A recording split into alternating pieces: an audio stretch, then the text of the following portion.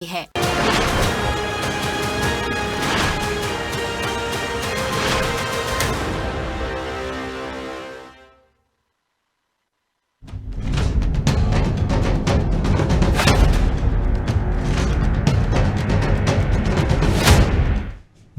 नमस्कार, मुद्दा तो है में आपका स्वागत है। मैं हूं आपके साथ ब्रजेश चौक से। आज मुद्दा है 23 का संग्राम, जाति पर कोहराम। जी हां, मध्य प्रदेश में जंग ऐलान हो गया है और इस घोषणा के साथ ही अब एमपी में जाति की राजनीति भी तेज हो गई है।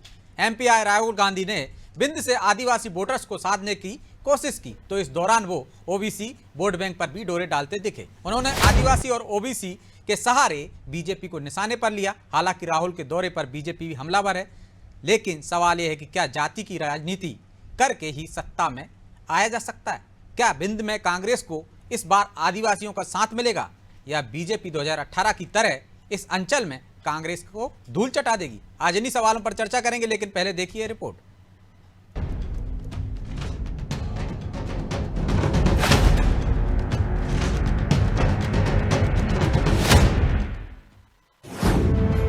बज चुका है चुनावी बिगुल, विंध्य में जमकर बरसे राहुल, बीजेपी पर किया जोरदार प्रहार। इस बार एमपी की जंग होगी आर पार। चुनावी बिगुल बजते ही राहुल गांधी ने विंध्य में हुंकार भरी। 10 दिन के भीतर दूसरी बार मध्य प्रदेश आए राहुल ने बीजेपी पर जमकर हमले किए। इस दौरान राहुल का फोकस आदिवासी वोटर्स को लुभाने पर ही रहा है। उन्होंने बीजेपी को उन्हीं मुद्दों पर घेरा जो सीधे तौर पर आदिवासियों से जुड़ा था। शहडोल के ब्यौहारी में उन्होंने जातीय जनगणना की बात दोहराते हुए बीजेपी को आड़े हाथों लिया। साथ ही पेशाब कांड का जिक्र कर ये बताने की कोशिश की कि बीजेपी नेताओं की आदिवासियों को लेकर क्या मानसिकता है। आदिवासियों को इस देश में आज क्या हक मिलना चाहिए, कितना हक मिलना चाहिए, ओबीसी वर्ग को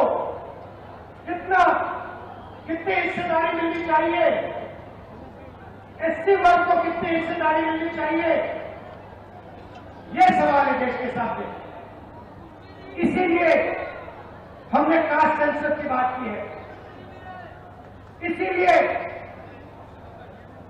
हम कास्ट सेंसस चाहते हैं, जाति जनगणना चाहते हैं और हम करवा के दिखाएंगे। चुनाव की तारीखों का ऐलान होने के बाद राहुल का शहडोल दौरा काफी अहम माना जा रहा है, क्योंकि कांग्रेस राहुल के सहारे विंध्य में खोया हुआ जनाधार फिर से पाने की कवायद कर रही है। जाहिर है शहडोल कभी कांग्रेस का गढ़ हुआ करता था, लेकिन पिछले चुनाव में यहां बीजेपी ने क्लीन स्वीप कर जेतपुर, ब्यौहारी और जयसिंह नगर तीनों में जीत हासिल की। हालांकि राहुल के इस दौरे पर बीजेपी निशाना साध रही है। बीजेपी कह रही है कि विंध्य की जनता एक बार फिर कांग्रेस को आईना दिखाएगी और बीजेपी प्रचंड जीत हासिल करेगी। कि श्रीमान राहुल गांधी जी मध्य प्रदेश के अंदर शहडोल में दौरे पर हैं। वहां भी वो जो कह रहे हैं, आप मीडिया के मित्रों ने सुना होगा, वो कह रहे हैं कि आदिवासी अलग है और जनजाति अलग है, बनवासी अलग है। ये बनवासी बाहर से आए हैं। कांग्रेस जो मैं बार बार इस बात को कहता हूं कि कांग्रेस के खून में आज भी अंग्रेजों के जीन्स हैं। फूट डालो, राज करो। कभी कांग्रेस का किला रहा मध्य प्रदेश का पूर्वी इलाका विंध्य अब बीजेपी की ताकत बन चुका है। यही वजह है कि कांग्रेस भी इस अंचल को फतेह करने के लिए पूरी ताकत लगा रही है। 2018 के चुनाव में विंध्य की 30 सीटों में से कांग्रेस को महज 6 सीटों पर ही जीत मिली थी। वही बात अगर उन सीटों की करें जिन पर आदिवासियों का दखल रहता है, तो ये जान ले कि 230 में से 84 सीटें ऐसी हैं जहां आदिवासी वोटर्स निर्णायक हैं। अब इन आंकड़ों से अंदाजा लगा लीजिए कि आदिवासी और विंध्य कांग्रेस और बीजेपी के लिए कितने अहम हैं। खैर, अब की बार आदिवासी किसको सत्ता के सिंहासन पर बिठाएंगे, ये 3 दिसंबर को साफ हो जाएगा। ब्यूरो रिपोर्ट, अनादि टीवी।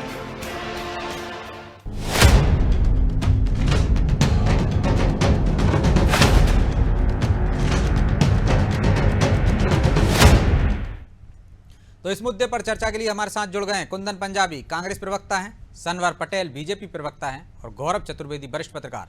तीनों मेहमानों का बहुत बहुत स्वागत है। सनवर जी, शुरुआत आपसे ही करेंगे।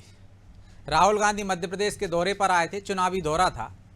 आदिवासी और बनवासी की डेफिनेशन बता गए वो कि आप मुंह से आदिवासी बोलते हैं लेकिन दिल में आपके बनवासी है, मतलब बाहर से आए हुए लोग हैं। आदिवासी का मतलब है कि यहीं के मूल निवासी हैं आदिकाल से। बीजेपी और आरएसएस की लैबोरेटरी है, प्रयोगशाला बना रखा है आपने मध्य प्रदेश को, और सरकार में आए तो सबसे पहले ओबीसी की जनगणना कराएंगे। ओबीसी की देखिए ब्रजेश जी, राहुल जी यहाँ आए, राहुल जी ने एक भी प्रश्न का उत्तर नहीं दिया, नए प्रश्न करके चले गए। मध्य प्रदेश की जनता ने उनसे पूछा कि राहुल जी आप आए हैं, आप गिनती सिखा कर गए थे पिपलिया मंडी मंदसौर की, और आपने कहा था कि 1 से 10 तक की गिनती में गिन के बता रहा हूं, और 10 दिन पूरे हो जाएंगे और अगर 2 लाख रुपए का कर्ज माफ नहीं होगा तो मैं मुख्यमंत्री बदल दूंगा।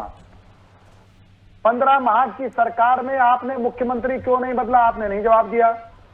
आपने आदिवासी भाई बहनों की बात की, क्यों आदिवासी भाई बहन आज 75 साल के आसपास हो गए और उसके बावजूद भी क्यों गरीब थे? आपने गरीबी हटाओ का नारा दिया था इंदिरा जी ने, लेकिन आपने गरीबी नहीं हटाई। आप फूट डालो और शासन करो की नीति पर काम करते हैं। आप भारतीय जनता पार्टी का जवाब मत दीजिए, आप मध्य प्रदेश की 8 करोड़ जनता का जवाब मत दीजिए, आप कांग्रेसियों का ही जवाब दे जाते। आज पूरी कांग्रेस आपसे पूछ रही है टिकट कब दोगे भाई, कब सिंबल दोगे कांग्रेस का? परेशान है कांग्रेस के नेता, कम से कम उन्हीं के प्रश्न का जवाब दे देते, तो वो भी नहीं किया। सिर्फ फूट डालो और शासन करो, इस काम में कांग्रेस की महारत है। आज फिर राहुल गांधी सिर्फ वही करके गए हैं। तो राहुल गांधी वही करके गए हैं जो सनवर पटेल जी बोल रहे हैं और वही जो बीडी शर्मा बोल रहे हैं। कुंदन जी, फूट डालो राज करो, अंग्रेजों का जीन्स है अब भी। देखिए ब्रजेश जी, मध्य प्रदेश के अंदर चुनावी आहट जब शुरू हुई है तो अब भारतीय जनता पार्टी को फूट डालो राज करो जो भारतीय जनता पार्टी करती आई है इस देश के अंदर, अंग्रेजों के जीन्स तो इनके अंदर हैं, हिंदू मुसलमान के अंदर फूट डालो, सिख ईसाई के अंदर फूट डालो, ये इस प्रकार की फूट डालने का काम भारतीय जनता पार्टी बखूबी इस देश के अंदर लगातार करती आई है। ये तो पूरे देश ने देखा है। भारतीय जनता पार्टी अनर्गल पलाप करके गांधी नेहरू परिवार को सदैव कोसने का काम करती है, लेकिन यहाँ पे मध्य प्रदेश के अंदर राहुल जी का ये दूसरा दौरा है ब्रजेश जी, उससे भारतीय जनता पार्टी की ज्यादा घबरा गई है। आज घबराई हुई भारतीय जनता पार्टी, डरी हुई भारतीय जनता पार्टी इस प्रदेश से चुनाव से पलायन करती हुई और डरकर भागती हुई भारतीय जनता पार्टी और इस प्रदेश की सत्ता से बाहर होती भारतीय जनता पार्टी। वो कह रहे हैं डर कौन रहा है? आप तो उम्मीदवार भी मैदान में नहीं उतार पा रहे हैं अब तक। जो मैदान में नहीं उम्मीदवार ला पा रहा है वो डरा हुआ है। क्या उम्मीदवार हम शुभ मुहूर्त में जब समय आएगा अपनी रणनीति के तहत उनका नाम सामने आएंगे। 1 साल पहले का किसने बोला था? किसने कहा था कि 1 साल पहले हम उतारेंगे, फिर का 6 माह पहले उतारेंगे, फिर का 3 माह पहले उतारेंगे? कहाँ गए उम्मीदवारों के लिए? करेंगे? अरे कांग्रेसियों के रणनीति और कूटनीति के हिसाब से उसको जब समय होगा उसको शुभ मुहूर्त में सामने लाया जाएगा। प्रदेश की जनता के सामने आएंगे सारे उम्मीदवार। भारतीय जनता चुनाव के बाद 17 नवंबर के बाद वो उनकी चिंता वो करें। अच्छा, चुनाव लड़ रहे नहीं लड़ रहे हैं? उम्मीदवार घोषित हुए जो उनके पूरे प्रदेश के अंदर विरोध हो रहा है, जगह जगह धरने प्रदर्शन आंदोलन हो रहे हैं, एक दूसरे के साथ में मारापीटी कर रहे हैं। आंदोलन होंगे इस डर से आप लेकिन कुंदन जी कर रहे हैं जो जातिगत जनगणना के खिलाफ थे वो अब उसकी पैरवी कर रहे हैं, तो ये फूट डालो राज करो की नीति नहीं है? देखिए, ओबीसी जनगणना की बात कांग्रेस पार्टी ने हमेशा की है। अब राहुल गांधी जी ने इस बात को कहा है और उनकी अगर जनगणना होती है तो भारतीय जनता पार्टी को तकलीफ क्या है? आज जो लोग उत्थान से पीछे रह गए हैं और उनकी कितनी संख्या है, ओबीसी भाइयों की, दलित पिछड़े वर्ग लोगों की, इन लोगों की संख्या जब सामने आएगी तब उनके हिसाब से उनको उनका हक मिलेगा, अधिकार मिलेगा, उनका उत्थान होगा। उससे भारतीय जनता पार्टी क्यों परेशान हो रही है? क्यों 27% आरक्षण का लाभ नहीं दिया आपने? वो इनका उत्थान क्यों आपका एक प्रवक्ता का विरोध करती है भारतीय सैयद जफर पर्दे के पीछे से जाकर और हाईकोर्ट में पिटीशन लगाता है? क्यों इससे लेता है सैयद जफर बाद में जो कांग्रेस का प्रवक्ता है? अगर आपका प्रवक्ता नहीं था तो आपने बाहर क्यों नहीं किया? आप सिर्फ घोषणाएं करते हैं, गरीबी हटाएंगे, आरक्षण देंगे, देंगे नहीं, कोर्ट से जाकर स्टे ले लेंगे, और क्यों सही पैरवी नहीं की, अभी तक क्यों अच्छे वकीलों को खड़ा नहीं किया? मध्य प्रदेश की जनता आपसे सवाल कर रही है। उत्थान होने 10 तक की गिनती आप सिखा कर गए थे, क्यों 2 लाख रुपए का कर्ज माफ नहीं किया? आपने कहा बेरोजगारी भत्ता देंगे, एक युवा का नाम बता ठीक है, लौट रहा हूं मैं दोनों के पास। पटेल साहब, पंजाबी जी, लौट रहा हूं मैं। ठीक है, गौरव जी को चर्चा में शामिल कर लेता हूं। अरे जब आपके पटेल साहब, गौरव जी को चर्चा में शामिल कर लेता हूं, बड़ी देर से इंतजार कर रहे हैं। और एक नहीं, 2 नहीं, 974 पटेल साहब, आ रहा हूं दूसरे दौर में आपके पास। अरे आप ओबीसी गौरव जी, इस बात को स्वीकार करिए। बिंद की 30 सीटें और महाकौशल की 34 सीटें, टोटल 64 सीटों के लिए जातीय जनगणना की बात करके राहुल गांधी क्या प्लस हो जाएंगे? मंद होगा, इसलिए वो ये राग छेड़कर चले गए। ब्रजेश जी, हम तो पूरे देश में जाति का ओबीसी जनगणना की बात कर रहे हैं। देश की तो केंद्र सरकार कराती है ना, अभी तो आप राज्य की बात कर रहे हो। तो हम जब भी केंद्र के अंदर आएंगे अगली बार तो ठीक, देश के अंदर कराई जाएगी। ठीक है, आ रहा हूं, लौट रहा हूं। ब्रजेश जी, बात 64 सीटों की नहीं है, यहाँ पर 230 सीटों पर विधानसभा चुनाव है, और ऐसी स्थिति में जब 230 सीटों पर हमें नेक टू नेक फाइट है, तो ओबीसी की बात करना वो राहुल गांधी का एजेंडा हो सकता है, इस बात से इनकार नहीं। लेकिन ये पहली बार मध्य प्रदेश में नहीं हो रहा है, ये तीसरा चुनाव होगा जिसमें जातिगत आधार पर टिकट वितरण किए जा रहे हैं, जातिगत आधार पर सत्ता की मलाई हड़पने की कोशिश की जा रही है। हम बात करें 2013 में भी इसी आधार पर चुनाव हुआ था, और इसका सबसे बड़ा असर 2018 में देखने को मिला था, जब हर अंचल में जातिगत आधार पर टिकटों का वितरण किया गया था। और इस चुनाव के बाद जब ओबीसी को आरक्षण देने की बात आई, तो ओबीसी को आरक्षण देने के मामले में मामला कोर्ट चला गया, लेकिन दोनों ही राजनीतिक दल ने एक दूसरे से बढ़कर नगरीय निकाय चुनाव में अपने पार्षद प्रत्याशी बढ़ाए जाने की मांग की। तो ये कोई राहुल गांधी अकेले बोल रहे हो ऐसा नहीं है, हिडन एजेंडे के तौर पर भाजपा भी इसे इस्तेमाल करती आई। तो क्या लगता है इस बार असर करेगा ये? जिस तरह की मध्य प्रदेश की राजनीतिक होती है, मध्य प्रदेश में जैसी सियासत है कि जातीय आधार पर मतदान नहीं होता है, चाहे उत्तर प्रदेश की तरफ से गोलबंदी नहीं होती, चाहे बिहार की तरफ पर नहीं होती, मध्य प्रदेश का एक अलग तासीर है। तो क्या आपको लगता है ये दाव यहाँ पे सफल होगा? 2018 में ये दाव कांग्रेस का सफल हुआ था, और भाजपा ने उसी के बाद नगरीय निकाय चुनावों में पार्षदों को टिकट इसी आधार पर दिए थे। जब आरक्षण 27% की बात हुई थी, तो 35% तक टिकट देने की बात भारतीय जनता पार्टी ने की थी, उसी को देखा देखी कांग्रेस ने भी किया। तो जब दोनों राजनीतिक दल एक खुले तौर पर कर रहा हो और एक छुपे तौर पर कर रहा हो, तो जातिगत राजनीति तो मध्य प्रदेश में प्रवेश कर चुकी है और अपने पैर पसार चुकी है। अब सत्ता का रास्ता उद्यम से ही आगे बढ़ने का है। ठीक, पटेल साहब, 2018 में ये फार्मूला कारगर रहा, इसलिए अब जोर देकर जनगणना की बात की जा रही है ताकि इस बार भी सत्ता छीन सके आपसे। देखिए ब्रजेश जी, 2018 में तो इन्होंने भ्रम फैलाया, झूठ फैलाया, और जब इनके घोषणा पत्र से काम नहीं चला तो वचन पत्र लेकर आए। 1 नहीं, 2 नहीं, 974 वचनों का वचन पत्र। और अंततः क्या हुआ? उस भ्रम से बिल्कुल किनारे पर आकर संख्या की दृष्टि से इनकी सरकार बनी। वोटों का प्रतिशत तब भी भारतीय जनता पार्टी का जाता था, लेकिन 15 माह में त्राहिमाम मच गया। मध्य प्रदेश की जनता ने देख लिया कि ये सिर्फ झूठ बोलने का काम करते हैं, भ्रम फैलाने का काम करते हैं। और मध्य प्रदेश की जनता ने उपचुनाव में 28 में से 19 सीटों पर इनको आईना दिखाकर इनके घर भेज दिया। तो अब झूठ बार बार नहीं चलने वाला है, अब भ्रम बार बार नहीं फैल सकता। अब पूर्ण बहुमत से और ऐतिहासिक सीटों के साथ भारतीय जनता पार्टी की सरकार बन रही है। ये बात सही है, भारतीय जनता पार्टी सबका साथ सबका विकास पर विश्वास करती है, लेकिन ये बात भी सही है कि भारतीय जनता पार्टी का जो मूल वाक्य अंत्योदय, जो पिछड़ गए हैं उनको आगे लाना। इसलिए अगर हमारे जनजाति भाई बहन, हमारे आदिवासी भाई बहन, हमारे पिछड़े भाई बहन पिछड़े हुए हैं, तो भारतीय जनता पार्टी की सरकार प्रतिबद्ध है, कटिबद्ध है कि वो समृद्धशाली हो, वो आगे आए, वो मजबूत हो। इसीलिए आज आप देखिए कि सड़क हो, बिजली हो, पानी हो, पूरा का पूरा इंफ्रास्ट्रक्चर, कोई क्षेत्र ऐसा नहीं छूटा जहां पर हमारे आदिवासी क्षेत्रों में अच्छी सड़कें ना हो।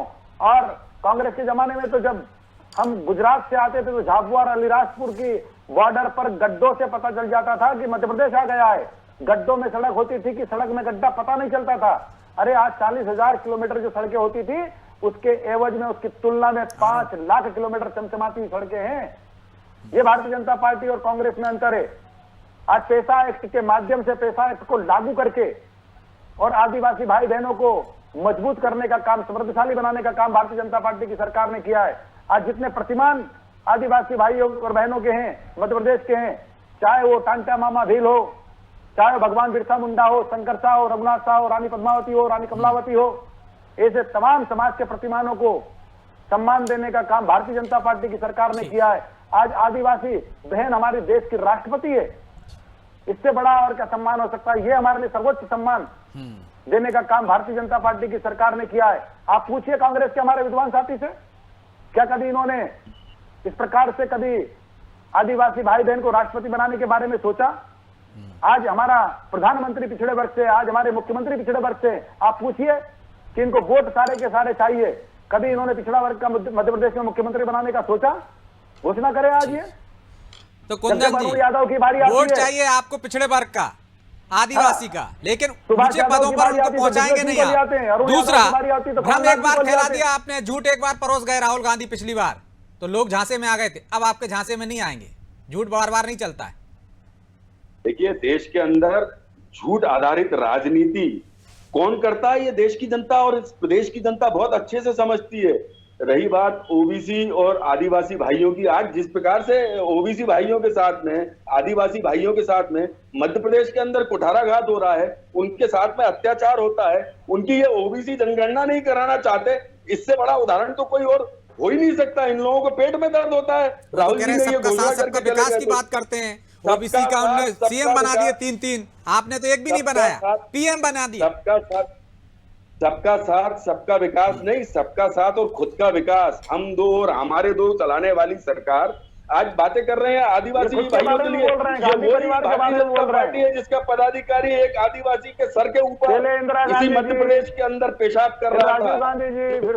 लेकिन कुंदन जी, बात करने वाले लोग हैं। कुंदन जी, मेरी बात पूरी होने दीजिए। विजय जी, या तो मेरी बात पूरी होने दीजिए या आप बोल दीजिए। पटेल साहब आ जाने दीजिए उनकी बात।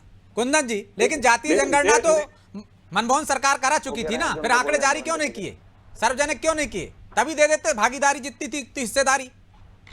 देखिए, उस पर कार्रवाई चल रही थी, लेकिन केंद्र के अंदर भारतीय जनता पार्टी की सरकार आ गई। आगे जब भी हमारी सरकार आएगी, हम वो आंकड़े भी जारी करेंगे और जनगणना फिर से करवाएंगे। अब तो परिदृश्य बदल चुका है ना। आने वाले समय में जब केंद्र के अंदर कांग्रेस की सरकार बनेगी 2024 में, तो ओबीसी जनगणना पूरे देश के अंदर कराई जाएगी। ये मैं आपको कहना चाहता हूं स्पष्ट रूप से। सुन ले भारतीय जनता पार्टी के नुमाइंदे और भारतीय जनता पार्टी के नेता लोग, उनके अगर पेट में दर्द होता है तो होता रहे। एक बात मैं ये कह रहा था, आज आदिवासी भाइयों के साथ मध्य प्रदेश के अंदर किस प्रकार के कृत्य होते हैं, भारतीय जनता पार्टी की सरकार के अंदर लगातार इस प्रदेश के लोगों ने देखा। नेमावर वाला कांड, विश्व प्रसिद्ध कांड, एक आदिवासी परिवार को गड्ढे के अंदर 10 फीट गड्ढे के अंदर जिंदा गाड़ दिया जाता है। ये भारतीय जनता पार्टी की सरकार ने, इसी भारतीय जनता पार्टी की सरकार में नीमच के अंदर एक आदिवासी भाई को जीप से घसीट के उसकी हत्या कर दी जाती है दिन दहाड़े।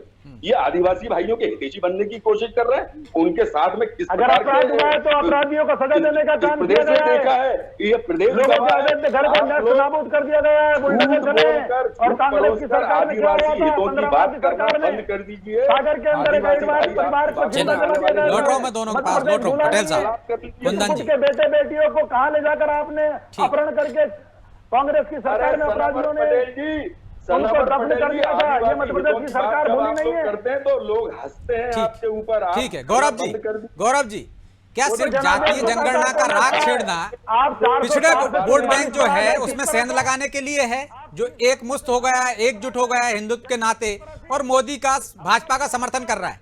क्या ये सिर्फ फूट डालने के लिए ये रणनीति अपनाई है कांग्रेस ने, या वाकई में उसकी मंशा सही है? ब्रजेश जी, सबसे पहले दोनों महानुभावों को चुप करें और फिर सवाल करें तो समझ में आए। ठीक, पटेल साहब जी। गौरव जी, आप मेरा सवाल सुन पाए कि दोहराऊं? सवाल दोहराइए।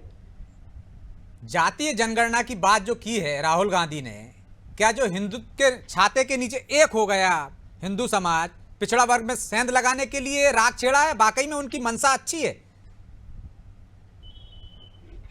ये तो दोनों राजनीतिक दलों को समझना होगा कि हमें सबका साथ सबका विकास चाहिए, तो फिर हम एक वर्ग की बात क्यों करें? अगर भाजपा हिंदुत्व की बात कर रही, सनातन की बात कर रही है, तो अन्य राजनीतिक दलों की मजबूरियां हो जाती हैं कि वो भी किसी अन्य राजनीतिक मुद्दे को लेकर के जनता के बीच में जाए। इट मे बी पॉसिबल कि राहुल गांधी ने इसी कारण से जातिगत जनगणना को आधार बनाया हो, या और अच्छी सोच भी हो सकती है, लेकिन वास्तविक तौर पर अगर देखा जाए तो अभी तक जिन इलाकों में आरक्षण रहा है, जिन वर्गों को आरक्षण मिला है, क्या उसका सही लाभ अंतिम व्यक्ति तक पहुंच पाया है, इसकी भी एक बार आकलन करना बहुत जरूरी है।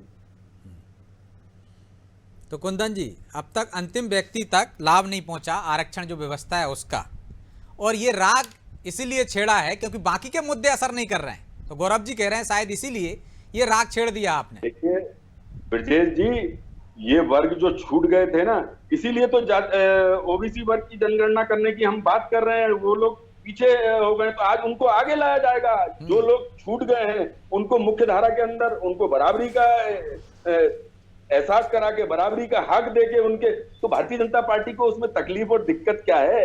वो क्यों ओबीसी वर्ग का विरोध करने का काम करती है, ये मेरी समझ में नहीं आ रहा। क्यों उनके पेट में दर्द होता है? तो विरोध कर रही है और करने में आप सिर्फ बोलते हो और बिल्कुल कर रहे हैं। वो कहने की राहुल गांधी के गए तो क्या वो कह रहे हैं कि झूठ बोल के गए, विरोध नहीं कर रहे हैं। वो ये कह रहे हैं झूठ बोल के गए। पिछली बार 10 तक गिनती गिन के गए थे, कर्ज माफ नहीं हुआ। मुख्यमंत्री जी ने 27,000 वो उनको अपने झूठ को दिखाई नहीं देते। राहुल जी एक देश के अंदर मुद्दे की बात करके गए, मुद्दों से भटकाने की बात करती है भारतीय जनता पार्टी, और राहुल जी मुद्दों की बात करके गए। आज मुद्दों पे अगर बात करके गए तो भारतीय जनता पार्टी के पेट में दर्द होता है। लेकिन बेरोजगारी, महंगाई, इनकी बात ही नहीं की ना। अरे कांग्रेस को टिकट महंगाई, बेरोजगारी, ये सब भी मुद्दे हैं, लेकिन ओबीसी जनगणना भी। माफी चाहता हूँ क्योंकि समय की बाध्यता है, इसलिए चर्चा को यहीं विराम देना होगा। आप तीनों मेहमानों का बहुत बहुत धन्यवाद। तो राहुल गांधी एक राग छेड़ गए हैं। पिछली बार आए थे, 10 तक गिनती गिनकर गए थे और जनता ने उन पर भरोसा किया था मध्य प्रदेश, लेकिन पूर्णतः नहीं किया था शायद। लेकिन इस बार वो फिर एक राग छेड़ गए हैं, जातीय जनगणना, और उतनी ही हिस्सेदारी देने की बात कर रहे हैं जिसकी भागीदारी होगी। तो इस पर क्या लोग भरोसा करेंगे? सवाल यही है कि जातीय जनगणना का राग छेड़ने के पीछे क्या वोट बैंक में सेंध लगाना है या वाकई में मकसद अच्छा है? इसका क्या असर होगा ये तो आने वाला समय बताएगा, और लोग कैसे लेंगे राहुल गांधी के बयानों को और उनकी बातों को, उनको दावों को। इसके लिए इंतजार करना होगा। बहरहाल मुद्दा तो है। मैं इतना ही, मुझे दीजिए इजाजत और आप देखते रहिए अनादि टीवी। नमस्कार।